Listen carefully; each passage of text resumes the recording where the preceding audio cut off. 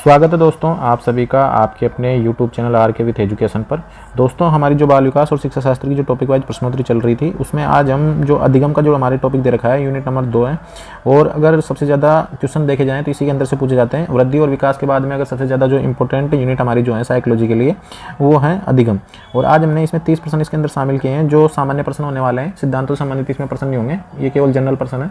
और आने वाले जो भाग होंगे उसके अंदर हम जो अधिगम के सबसे ज़्यादा सिद्धांत हमारी जो यूनिट में दे रखे हैं तो उनसे संबंधित हम प्रश्नों को हल करने का प्रयास करेंगे। यदि आप इन प्रश्नों को पीडीएफ के रूप में चाहते हो तो आप हमारा जो टेलीग्राम चैनल है आर के विथ एजुकेशन उसको ज्वाइन जरूर कर लें। और अगर यूट्यूब चैनल पर पहली बार विजिट कर रहे हो तो यूट्यूब चैनल को सब्सक्राइब करके नोटिफिकेशन के लिए बेल का आइकन जरूर प्रेस कर दें। और इन प्रश्नों की प्लेलिस्ट आपको मिल जाएगी रीड साइकोलॉजी के नाम से, तो आप उनको वहाँ पर जाके क्रम से भी इनको देख सकते हो। तो देख लेते हैं आज का पहला प्रश्न। तो प्रश्न नंबर 1 दे रखा है कि अधिगम क्या है। ऑप्शन 1 दे रखा है ज्ञान प्राप्त करना। ऑप्शन 2 दे रखा है व्यवहार में परिवर्तन। ऑप्शन 3 दे रखा है केवल रटने की प्रक्रिया। ऑप्शन 4 दे रखा है व्याख्यान देना। ऑप्शन 5 दे रखा है अनुत्तरित प्रश्न। तो अधिगम क्या है? अधिगम है व्यवहार में परिवर्तन। क्या है? व्यवहार में परिवर्तन। तो सही आंसर हो जाएगा इसका ऑप्शन नंबर ए। इसका option number B, option number 20 का क्या रहेगा? सही आंसर रहेगा। इसके लिए जो परिभाषा है मॉर्गन की परिभाषा भी है कि मॉर्गन की परिभाषा इस प्रकार से है कि अधिगम अपेक्षाकृत व्यवहार में क्या है? स्थायी परिवर्तन है। व्यवहार में स्थायी परिवर्तन इसको माना जाता है। स्थायी परिवर्तन है जो किसके कारण हुआ है? जो अभ्यास अथवा अनुभव के फलस्वरूप होता है। अनुभव के फलस्वरूप होता है। तो इसका सही आंसर हो जाएगा अधिगम क्या है? अधिगम है व्यवहार में परिवर्तन। और अधिगम का जो साइकोलॉजी की भाषा में जो सही आंसर जो माना जाएगा वो व्यवहार में परिवर्तन ही माना जाएगा। और अधिगम जो शब्द है इसका जो अर्थ है केवल अधिगम शब्द का, तो ये है सीखना। क्या है? अधिगम शब्द का सीखना इसका अर्थ होता है। तो बी आंसर क्या हो जाएगा? इसका सही आंसर रहेगा। इसके बाद में अगला जो प्रश्न है हमारा प्रश्न नंबर 2 है थॉर्नडाइक के अधिगम के नियमों में कौन सा नियम नहीं है? ऑप्शन 1 दे रखा है प्रयोग और त्रुटि का नियम। ऑप्शन 2 दे रखा है प्रभाव का नियम। ऑप्शन 3 दे रखा है अभ्यास का नियम। ऑप्शन 4 दे रखा है स्मरण का नियम। ऑप्शन 5 दे रखा है अनुत्तरित प्रश्न। तो थॉर्नडाइक का जो अधिगम सिद्धांत है इसको हम अगले जो आएगा जिसमें हम सिद्धांतों संबंधित प्रश्नों को हल करेंगे तो उसमें हम इन पर विस्तार से चर्चा करेंगे। लेकिन जो थॉर्नडाइक के अधिगम के नियम है उसमें प्रयोग और त्रुटि का नियम है, प्रभाव का नियम भी है और अभ्यास का नियम भी है, लेकिन स्मरण का नियम नहीं है। तो सही आंसर हो जाएगा इसका ऑप्शन नंबर डी। क्या रहेगा? सही आंसर रहेगा। थॉर्नडाइक ये व्यवहारवादी हैं। तो इसका जो सही आंसर रहेगा ऑप्शन नंबर डी इसका सही आंसर रहेगा। स्मरण का नियम इसके अंदर शामिल नहीं है। इसके बाद में अगला जो प्रश्न है हमारा प्रश्न नंबर 3 है पावलोव का प्रयोग किस पर आधारित था? ऑप्शन 1 दे रखा प्रकट अधिगम। ऑप्शन 2 दे रखा प्रतिवर्ती अधिगम। ऑप्शन 3 दे रखा संज्ञानात्मक अधिगम। ऑप्शन 4 दे रखा सामाजिक अधिगम। ऑप्शन 5 दे रखा अनुत्तरित प्रश्न। तो इसका जो सामाजिक अधिगम तो जो है वाइगोत्स्की का है। और संज्ञानात्मक जो अधिगम है ये जीन पियाजे ने संज्ञानात्मक विकास के बारे में चर्चा की है, तो संज्ञानात्मक शब्द इनके लिए आएगा। और प्रतिवर्ती अधिगम का जो प्रयोग है वो किया है पावलोव ने, जो कुत्ते पर प्रयोग किया गया था। इसके अंदर अनानुबंधित जो वो क्या नाम से अनुक्रिया होती है और अनुबंधित जो अनुक्रिया वगैरह जो होती है उसको हम जो आने वाले जो प्रश्न होंगे हमारे कल हम सिद्धांतों संबंधित सारे प्रश्न हल करेंगे तो उनमें मैं आपको इसको विस्तार से समझा दूंगा। तो सही आंसर इसका रहेगा ऑप्शन नंबर बी प्रतिवर्ती अधिगम इसको बोलते हैं। बी आंसर इसका हो जाएगा। जैसे उसके मुंह में लार आ जाती खाने को देख के, तो ये सारी चीजें हैं ये प्रतिवर्ती क्रियाओं के बीच में आती है। तो बी आंसर क्या हो जाएगा इसका ऑप्शन नंबर बी से क्या रहेगा? सही आंसर रहेगा। इसके बाद में अगला जो प्रश्न है हमारा प्रश्न नंबर अधिगम एक क्रियाशील प्रक्रिया है, ये किसने कहा है? ऑप्शन 1 दे रखा है स्किनर। ऑप्शन 2 दे रखा है ब्रूनर। ऑप्शन 3 दे रखा है पियाजे। ऑप्शन 4 दे रखा है थॉर्नडाइक। ऑप्शन 5 दे रखा है अनुत्तरित प्रश्न। तो इसका जो सही आंसर रहेगा अधिगम को एक क्रियाशील जो प्रक्रिया माना है वो माना है जेरोम ब्रूनर। किसने माना है? जेरोम ब्रूनर ने। तो इसका जो सही आंसर रहेगा वो रहेगा ऑप्शन नंबर बी। आंसर इसका क्या रहेगा? सही आंसर रहेगा। ऑप्शन नंबर बी क्या हो जाएगा? इसका सही आंसर हो जाएगा। इसके बाद में जो अगला प्रश्न है हमारा प्रश्न नंबर 5 है अधिगम के लिए सबसे महत्वपूर्ण प्रेरक तत्व कौन सा है? ऑप्शन 1 दे रखा है पुरस्कार। ऑप्शन 2 दे रखा है दंड। ऑप्शन 3 दे रखा है आवश्यकता। ऑप्शन 4 दे रखा है अनुशासन। ऑप्शन 5 दे रखा है अनुत्तरित प्रश्न। तो अधिगम के लिए सबसे महत्वपूर्ण जो प्रेरक तत्व है वो होना चाहिए आवश्यकता। अगर व्यक्ति की आवश्यकता ही नहीं है तो वो किसी भी कंडीशन में वो सीखने का प्रयास ही नहीं करेगा। या फिर उसके पास में होनी चाहिए मोटिवेशन और आवश्यकता, दोनों चीजें ही अधिगम के लिए क्या है? सबसे महत्वपूर्ण प्रेरक तत्व होता है। जैसे कि आवश्यकता के फलस्वरूप क्या होगी? अभिप्रेरणा है तो व्यक्ति अनुक्रिया करेगा, यानी कि बहु अनुक्रिया इसको बोलेंगे। बहु अनुक्रिया उसको पुनर्बलन मिलेगा। पुनर्बलन के फलस्वरूप अभ्यास करेगा और फिर क्या हो जाएगा? उसको अधिगम हो जाएगा। ठीक है दोस्तों, तो सही आंसर हो जाएगा इसका ऑप्शन नंबर सी। आवश्यकता होना बहुत ज़्यादा जरूरी है किसी भी चीज़ के सीखने के लिए, या अभिप्रेरणा का होना जरूरी है। इसके बाद में अगला प्रश्न हमारा प्रश्न नंबर 6 है वाइगोत्स्की का सामाजिक सांस्कृतिक सिद्धांत किस पर आधारित है? ऑप्शन 1 दे रखा है सहकारी अधिगम। ऑप्शन 2 दे रखा है एकल अधिगम। ऑप्शन 2 दे रखा है पुनरावृत्ति। ऑप्शन 3 दे रखा है स्मृति। ऑप्शन 5 दे रखा है अनुत्तरित पर्सन। तो वाइगोत्स्की का जो सामाजिक सांस्कृतिक सिद्धांत है, ये हमने जो भी वृद्धि और विकास वाला टॉपिक पढ़ा था तब भी इसको बहुत ज़्यादा इस पर चर्चा की थी, वृद्धि और विकास वाले टॉपिक के अंदर। और सामाजिक और सांस्कृतिक जो सिद्धांत है ये सहकारी अधिगम पर आधारित है। किसके आधार पर, किस पर आधारित है? सहकारी अधिगम। सहकारी अधिगम का मतलब होता है कि अगर हमें हमको किस चीज़ का कम ज्ञान है तो हम दूसरों के माध्यम से उस चीज़ को प्राप्त कर सके। तो इसके अंदर 2 शब्दों का यूज किया जाता था। एक तो मतलब जो हेल्प जो दूसरों के द्वारा दी जाती थी हेल्प, तो उसको बोलते थे एक तो मचान उसको बोला जाता था, पाड़ बोलते हैं उसको, ढांचा बोलते हैं उसको, और इंग्लिश में उसको इसके फोल्डिंग शब्द का नाम दिया गया था, इसके फोल्डिंग। तो ये शब्द उसके लिए किया गया था जो हेल्प दी जाती थी दूसरों के द्वारा। और एक है MKO यानी कि मोर नॉलेजेबल अदर्स, यानी जो हमसे अधिक जानते हैं, तो ये एक शब्द है। और एक है ZPD zone proximal distance theory, और जोन प्रोक्सिमल डिस्टेंस यानी कि जितना ज्ञान हमें प्राप्त नहीं है। तो इसका सही आंसर हो जाएगा ऑप्शन नंबर ए, इसका सही आंसर रहेगा। इसके बाद में अगला जो प्रश्न हमारा प्रश्न नंबर 7 है, स्किनर ने अधिगम का कौन सा सिद्धांत दिया? ऑप्शन 1 रखा है। प्रश्न नंबर 7 है, स्किनर ने अधिगम का कौन सा सिद्धांत दिया? तो ऑप्शन 1 रखा है व्यवहारवाद, ऑप्शन 2 रखा है प्रबलन सिद्धांत, ऑप्शन 3 रखा है प्रयोग और त्रुटि सिद्धांत, ऑप्शन 4 रखा है रचनावाद, ऑप्शन 5 रखा है अनुत्तरित पर्सन। तो व्यवहारवाद में ये सारे, लेकिन जो प्रयोग और त्रुटि का जो सिद्धांत है ये तो थॉर्नडाइक का सिद्धांत है। लेकिन जो प्रबलन का सिद्धांत है, प्रबलन का सिद्धांत दिया है स्किनर ने। किसने दिया है? स्किनर ने। तो स्किनर का जो प्रबलन का सिद्धांत है, इसको एक तो क्रिया प्रसूत अनुबंध सिद्धांत भी बोलते हैं, क्रिया प्रसूत अनुबंधन सिद्धांत भी इसको बोलते हैं, अनुबंधन सिद्धांत। एक सक्रिय अनुबंधन सिद्धांत इसको बोलते हैं, सक्रिय अनुबंध सिद्धांत भी इसको बोला जाता है। और इन्होंने जो प्रयोग किया है वो चूहे पर किया है और कबूतर पे किया है। किस पे किया है? चूहे और कबूतर दोनों पर प्रयोग किया है। और इन्होंने प्रबलन, नकारात्मक प्रबलन और सकारात्मक प्रबलन, और इसके अंदर इन्होंने और भी प्रबलन को विस्तार से इन्होंने इसमें बात की है। प्रबलन या पुनर्बलन इसको बोला जाता है। तो ऐसा कोई भी उद्दीपक जो घटना या वांछित अनुक्रिया के घटित होने की संभावना को बढ़ा दे। प्रबलन क्या होता है? कोई भी ऐसा बाह्य घटक या कोई भी ऐसा उद्दीपक या घटना, कोई भी ऐसा घटक या कोई भी ऐसी उद्दीपक या घटना जो वांछित यानी जो हम चाहते हैं उस अनुक्रिया को घटित होने की संभावना को बढ़ा दें। यानी कि हम कम पढ़ना चाह रहे हैं लेकिन हमको बाहर से कोई ऐसा मतलब पुनर्बल मिल जाए या प्रबल मिल जाए जिससे हम पढ़ने की गति को बढ़ा दें और मतलब जीवन में सक्सेस होने की ओर आगे बढ़े। तो इन्होंने जो प्रबलन है इसको 2 भागों में बांटा था, सकारात्मक और धनात्मक, और सकारात्मक और नकारात्मक। सकारात्मक को इन्होंने धनात्मक बोला है और नकारात्मक को इन्होंने ऋणात्मक बोला है। तो इनके बारे में भी हम विस्तार से चर्चा करेंगे। अभी आप इतना याद रखें कि स्किनर ने अधिगम का कौन सा सिद्धांत दिया है? प्रबलन का सिद्धांत दिया। तो बी आंसर क्या हो जाएगा? इसका सही आंसर हो जाएगा। इसके बाद में अगला जो प्रश्न है हमारा, अधिगम का शैक्षिक मनोविज्ञान में अर्थ है। ऑप्शन 1 दे रखा है रटने की प्रक्रिया, ऑप्शन 2 दे रखा है स्थायी परिवर्तन, ऑप्शन 3 दे रखा है क्षणिक सुधार, ऑप्शन 4 दे रखा है केवल शिक्षण प्रक्रिया, ऑप्शन 5 दे रखा है अनुत्तरित पर्सन। तो अधिगम का जो शैक्षिक मनोविज्ञान में जो अर्थ है वो है स्थायी व्यवहार में परिवर्तन, स्थायी व्यवहार में परिवर्तन। तो सही आंसर हो जाएगा। वैसे भी ये होना चाहिए था कि व्यवहार में स्थायी परिवर्तन, वैसे भी ये ऑप्शन ऐसा होना चाहिए था, व्यवहार में स्थायी परिवर्तन, इस व्यवहार में स्थायी परिवर्तन। और गेट्स की परिभाषा भी है कि अनुभव और प्रशिक्षण के माध्यम से, अनुभव और प्रशिक्षण के माध्यम से जो व्यवहार में परिवर्तन होता है, स्थायी परिवर्तन होता है, वो क्या होता है? अधिगम होता है। तो इसका जो सही आंसर रहेगा वो रहेगा व्यवहार में स्थायी परिवर्तन। और भी एक परिभाषा है, मैं आपको बता देता हूँ इसके साथ में। और हाँ, एक तो ये हो गई, एक स्किनर की और परिभाषा है। स्किनर की जो परिभाषा वो है व्यवहार में उत्तरोत्तर अनुकूलन की प्रक्रिया, व्यवहार में उत्तरोत्तर अनुकूलन की प्रक्रिया। और एक जो है क्रो एंड करो की बहुत ही फेमस परिभाषा है, क्रो एंड करो की, कि अधिगम आदतों, ज्ञान व अभिवृत्तियों का क्या है? अभिवृत्तियों का अर्जन है। तो इसका सही आंसर हो जाएगा ऑप्शन नंबर बी, इसका क्या रहेगा? सही आंसर रहेगा। इसके बाद में अगला जो प्रश्न हमारा प्रश्न नंबर 9 है, बालक के अधिगम पर किसका प्रभाव सबसे अधिक होता है? ऑप्शन 1 दरका शिक्षक का, ऑप्शन 2 दरका माता पिता का, ऑप्शन 3 दरका सहपाठियों का, ऑप्शन 4 दरका सभी का, ऑप्शन 5 दरका अनुत्तरित पर्सन। तो बालक के अधिगम पर इन सभी का प्रभाव पड़ता है, शिक्षक का पड़ता है, माता पिता का पड़ता है, सहपाठियों का पड़ता है। तो डी आंसर क्या हो जाएगा? इसका सही आंसर रहेगा। इस पर किसका प्रभाव सबसे अधिक देखने को मिलता है? तो शिक्षक का भी देखने को मिलेगा, माता पिता का मिलेगा और सहपाठियों का देखने को मिलेगा। तो डी आंसर हो जाएगा इसका सही आंसर। इसके बाद में अगला जो प्रश्न है, अधिगम की प्रक्रिया किसके द्वारा नियंत्रित होती है? ऑप्शन 1 दे रखा है बाहरी वातावरण, ऑप्शन 2 दे रखा है मानसिक स्थिति, ऑप्शन 3 दे रखा है पूर्व ज्ञान, ऑप्शन 4 दे रखा है सभी, ऑप्शन 5 दे रखा है अनुत्तरित पर्सन। तो अधिगम को प्रभावित करने वाले जो कारक हैं उनमें ही है ये। तो इनका जो सही आंसर रहेगा वो बाहरी वातावरण भी होता है, मानसिक स्थिति भी होती है बालक की, और पूर्व ज्ञान कितना है उस सभी का अधिगम की प्रक्रिया पर नियंत्रित होती है। तो डी आंसर हो जाएगा इसका सही आंसर, क्या रहेगा, डी आंसर इसका हो जाएगा सही। इसके बाद में अगला जो प्रश्न हमारा, सतत और समग्र मूल्यांकन का उद्देश्य क्या है। ऑप्शन 1 दे रखा है सजा देना, ऑप्शन 2 दे रखा है रचनात्मकता को बढ़ावा देना, ऑप्शन 3 दे रखा है छात्रों को डराना, ऑप्शन 4 दे रखा है केवल परीक्षा परिणाम, ऑप्शन 5 दे रखा है अनुत्तरित प्रश्न। तो केवल वाले जहाँ भी ऑप्शन आपको देखने को मिलेंगे केवल, तो हो सकता है वो 90% गलत रहेंगे केवल वाले आंसर। छात्रों को डराना और सजा देना ये दोनों नेगेटिव की ओर जा रहे हैं, तो रचनात्मकता को बढ़ावा देना ये इसका क्या रहेगा, सही आंसर रहेगा। ऑप्शन नंबर बी इसका सही आंसर हो जाएगा।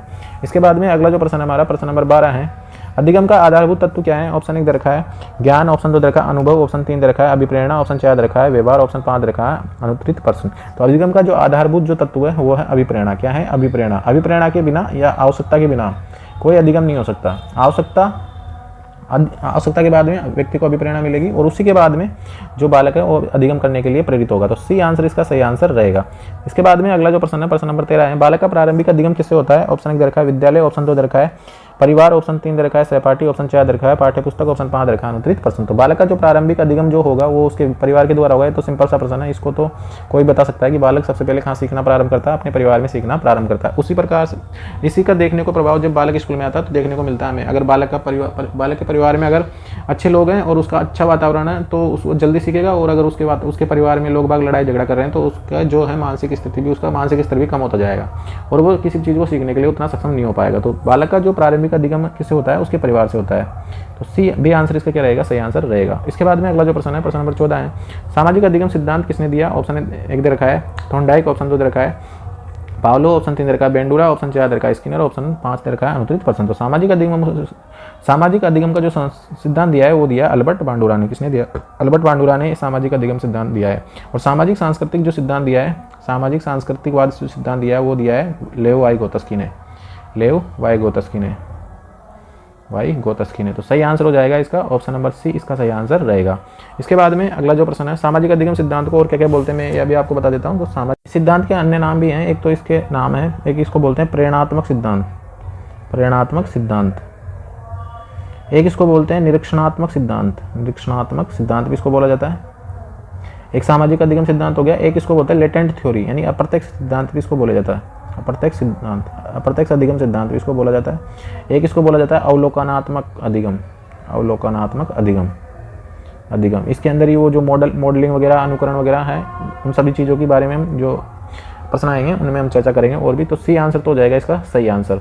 इसके बाद में अगला जो प्रश्न है हमारा प्रश्न नंबर 15 है, अधिगम के लिए सबसे प्रभावी विधि कौन सी है। ऑप्शन 1 दे रखा है व्याख्यान विधि, ऑप्शन 2 दे रखा है अनुभवात्मक अधिगम, ऑप्शन 3 दे रखा है यांत्रिक स्मरण, ऑप्शन 4 दे रखा है लिखित परीक्षा और ऑप्शन 5 दे रखा है अनुत्तरित प्रश्न। तो अधिगम के लिए सबसे प्रभावी विधि जो है वो है अनुभवात्मक अधिगम। सही आंसर हो जाएगा इसका बी। क्या हो जाएगा, बी इसका क्या हो जाएगा, सही आंसर रहेगा। अनुभव के आधार पर जो बालक सीखता है तो वो ज्ञान क्या होता है, स्थायी होता है। ज्ञान क्या होता है, स्थायी होता है, यानी कि बालक खुद अपने अनुभव ले रहा है, बालक खुद अनुभव से सीखता है। जैसे हम किसी बच्चे को कक्षा 8 में एक पाठ दिया हुआ है पेड़ पौधों, कक्षा 6 में भी दे रखा है, कक्षा 8 में भी दे रखा है पेड़ पौधों के बारे में जाने, तो अगर हम उनको पेड़ पौधों के पास लेके जाएं और उनको बताएं कि भाई ये मूसला जड़ें होती है, ये पस्तानिक होती है, ये और भी प्रकार के जो पेड़ पौधे होते हैं उनके बारे में अगर उनकी पत्तियों और शिराविन्यास वगैरह के बारे में उनको अगर हम बताएंगे तो उनका जो ज्ञान है वो अधिक स्थायी होगा। तो अनुभवात्मक अधिगम है वो सबसे अधिक प्रभावी होता है। तो बी आंसर इसका सही आंसर हो जाएगा। इसके बाद में अगला जो प्रश्न है, अधिगम में प्रेरणा किस प्रकार कार्य करती है। ऑप्शन 1 दे रखा है ऊर्जा प्रदान करती है, लक्ष्य निर्धारित करती है, दोनों, और डी दे रखा है कोई नहीं, ऑप्शन 5 दे रखा है अनुत्तरित प्रश्न। तो अधिगम में प्रेरणा किस प्रकार कार्य करती है, तो ऊर्जा भी प्रदान करती है और लक्ष्य को भी निर्धारित करती है। तो सही आंसर हो जाएगा इसका ऑप्शन नंबर सी इसका आंसर रहेगा। सी क्या हो जाएगा, इसका सही आंसर रहेगा। इसके बाद में अगला जो प्रश्न है हमारा, अधिगम के प्रकारों में कौन सा शामिल नहीं है। ऑप्शन 1 दे रखा है संज्ञानात्मक अधिगम, ऑप्शन 2 दे रखा है सामाजिक अधिगम, ऑप्शन 3 दे रखा है पारंपरिक अधिगम, ऑप्शन 4 दे रखा है भावात्मक अधिगम, ऑप्शन 5 दे रखा है अनुत्तरित प्रश्न। तो ये पूछा क्या है हमसे कि अधिगम में कौन सा शामिल नहीं है, तो इसका जो सही आंसर रहेगा पारंपरिक अधिगम, यानी पारंपरिक अधिगम जैसी कोई चीज होती नहीं है। सी आंसर इसका सही आंसर रहेगा। संज्ञानात्मक अधिगम होता है, सामाजिक अधिगम होता है और भावात्मक अधिगम भी होता है। तो सी आंसर हो जाएगा। भावात्मक अधिगम का मतलब हो गया जैसे संवेगात्मक विकास हो गया, या इसको नैतिक विकास भी बोल सकते हैं, भाव में नैतिक विकास भी बोल सकते हैं। तो संज्ञानात्मक अधिगम होता है, सामाजिक अधिगम होगा और भावात्मक अधिगम भी होता है। तो सी आंसर इसका हो जाएगा सही। इसके बाद में अगला जो प्रश्न है हमारा प्रश्न नंबर 18 है, पियाजे के अनुसार बालक के संज्ञानात्मक विकास की पहली अवस्था कौन सी है।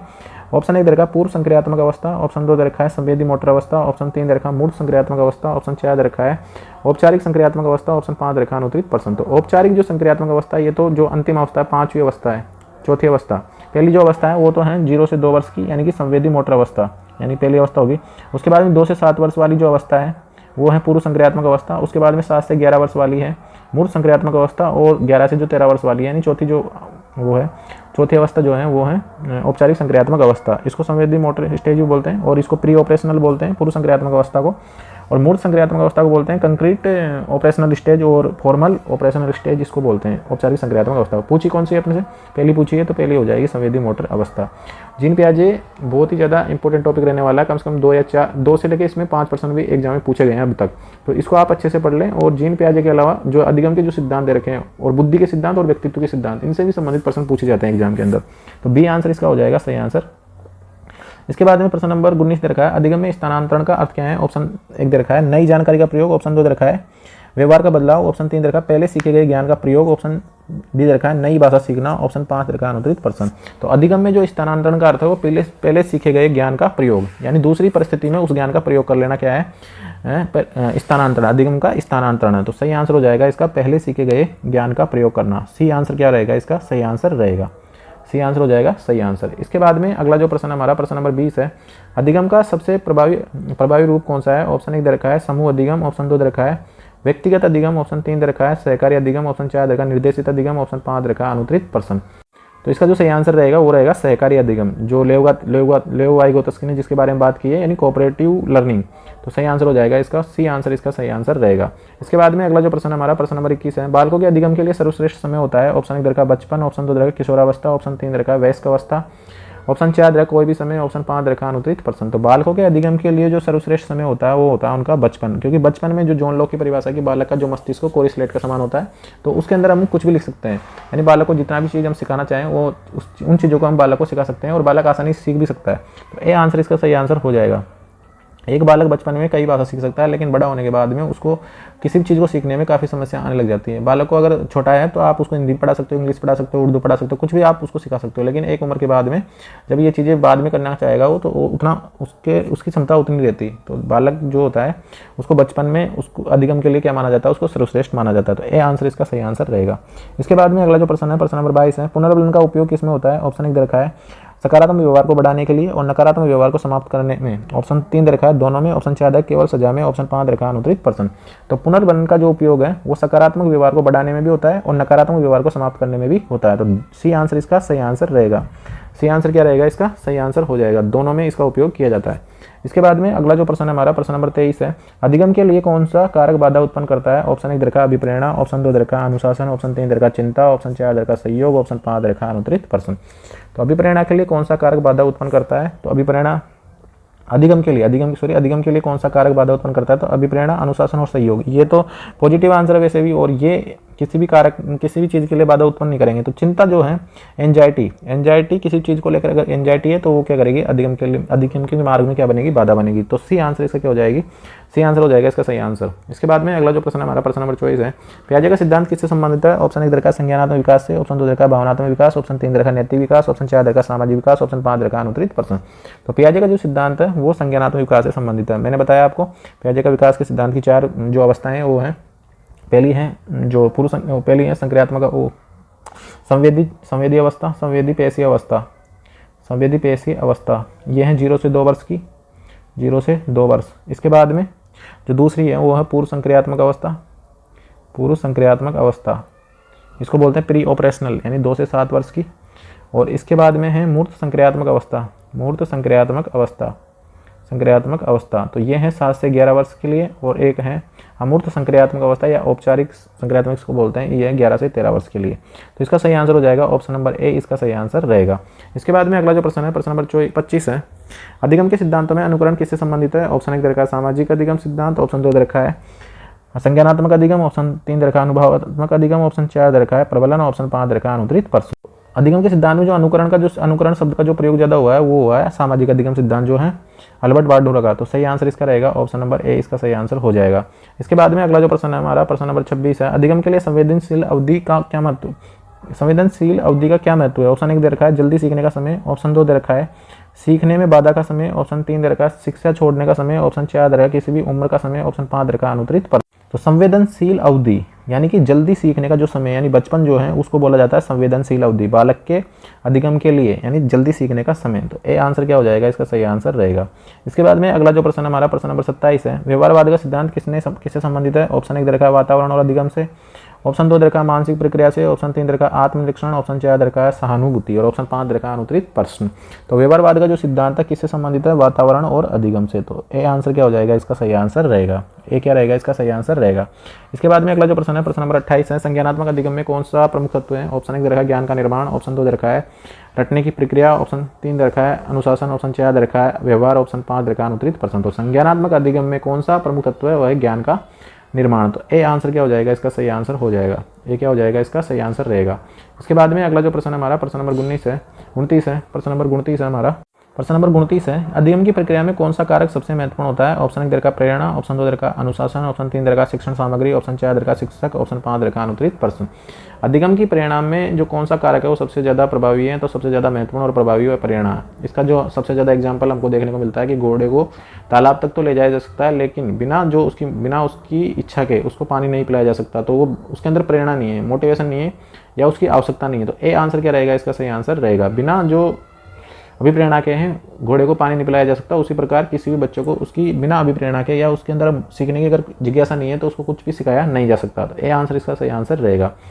प्रश्न नंबर 30 है, अधिगम के लिए सबसे आवश्यक क्या है। ऑप्शन 1 दे रखा पुरस्कार, ऑप्शन 2 दे रखा प्रेरणा और अनुभव, ऑप्शन 3 दे रखा कठिनाई, ऑप्शन 4 दे रखा अनुशासन, ऑप्शन 5 दे रखा अनुत्तरित प्रश्न। तो अधिगम के लिए जो सबसे आवश्यक है वो है प्रेरणा और अनुभव। तो बी आंसर क्या हो जाएगा, इसका सही आंसर रहेगा। तो दोस्तों ये थे आज के हमारे जो अधिगम की हमारी जो यूनिट है, सेकंड नंबर की जो यूनिट है द लर्निंग यानी कि अधिगम, उससे संबंधित हमने जो पिछली परीक्षा में पूछे गए जो 30 प्रश्न है उनको हमने शामिल किया है। आने वाले जो भाग है उसके अंदर भी हम इनसे संबंधित प्रश्नों को हल करने का प्रयास करेंगे। और वृद्धि और विकास के बाद में अगर कोई सबसे ज़्यादा इंपॉर्टेंट टॉपिक है तो वो है अधिगम वाला। तो आप इनको अच्छे से पढ़ लें और एमसीक्यू प्रश्नों पर ज़्यादा एमसीक्यू प्रश्न सोल्व करने की ज़्यादा कोशिश करें। यदि आप इन प्रश्नों को अगर पीडीएफ के रूप में चाहते हो तो आप जो हमारा टेलीग्राम चैनल है आर के विद एजुकेशन उसको ज्वाइन जरूर कर लें। और ऐसे ही वीडियो देखने था तो जॉब संबंधी और भी अपडेट के लिए आप हमारे यूट्यूब चैनल पर बने रहें और अपने मित्रों के साथ शेयर जरूर कर दें।